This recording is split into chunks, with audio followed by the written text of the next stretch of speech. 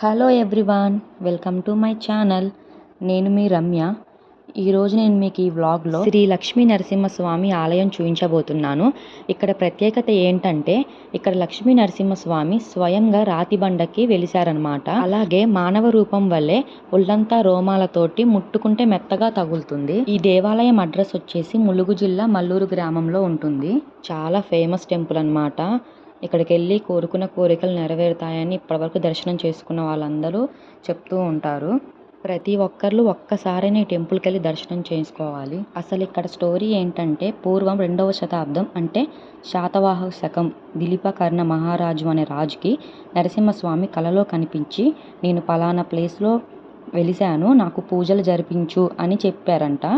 దాంతో ఆ రాజు తన 76,000 మంది సైనికులను తీసుకొని అడవిలోకి వెళ్ళి స్వామివారి జాడను తెలుసుకొని అక్కడ పూజలు ప్రారంభించారనమాట. మనకి చుట్టుపక్కల మొత్తం అడవి తప్ప ఇంకేమి ప్రజలు కానీ ఇల్లులు కానీ మనకి ఏం కనిపించవు. ఒకవేళ మనకి కొబ్బరికాయలు కావాలన్నా కానీ స్టార్టింగ్ ప్లేస్లో తీసేసుకోవాలి. అక్కడ ఎంట్రీ అయిపోయాక మళ్ళీ ఇక్కడ కూడా మనకి శ్రీ హిమాచల లక్ష్మీ నరసింహస్వామి అని చెప్పి ఇంకొక ఎంట్రన్స్ ఉంటుంది.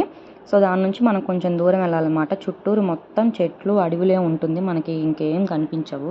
అలాగే కొన్ని వేల సంవత్సరాల క్రితం ఈ దండక అరణ్యంలో వెలిసినటువంటి ఈ స్వామివారిని హిమాచల లక్ష్మీ నరసింహస్వామిగా పిలుస్తారంట. ఇంకా గర్భాలయంలో మనకి స్వామివారు 9 అడుగుల 4 అంగుళాల ఎత్తుతోటి అతి గంభీరమైన రూపంలో మనకి దర్శనమిస్తారు. ఇంకా లోపలికి వచ్చేసాక మళ్ళీ ఇక్కడ ఒక మెయిన్ ఎంట్రన్స్ ఉంటుంది. ఇక్కడ మనకి ఇంకా వెహికల్స్ అనేవి లోపలికి అలౌ చేయరు. మనం వెహికల్స్ అన్నీ అక్కడ బయట పార్క్ చేసేసి మనం లోపలికి వెళ్ళిపోవాలి. చూసారు కదా, మొత్తం అడివే. అలాగే చాలా కోతులు ఉంటాయన్నమాట అక్కడ. చూడండి ఒక్కసారి, చుట్టూరు మొత్తం కోతులే. సో మనం ఇక్కడ పార్కింగ్ చేసేసి ఇంకా డైరెక్ట్గా లోపలికి వెళ్ళిపోవచ్చు.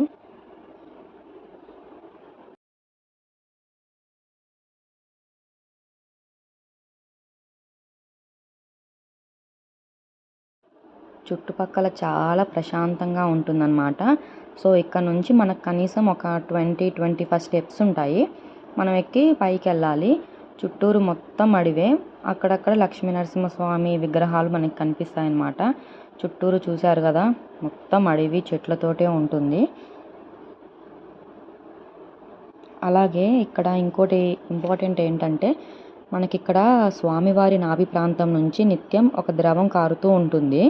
ఆ ద్రవాన్ని మనకి భక్తులకి కోరిన కోరికలు తీర్చడానికి వాడతారంట.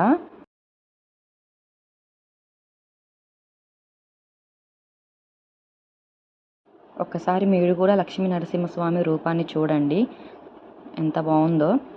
సో దర్శనం చేసుకున్నాక మళ్ళీ మనం కిందకు వచ్చేసి కొబ్బరికాయలు అలాంటివన్నీ మనం కిందనే కుట్టుకోవాలి. పైన మనకి ఏమీ ఉండదు, ఎలో ఉండదు.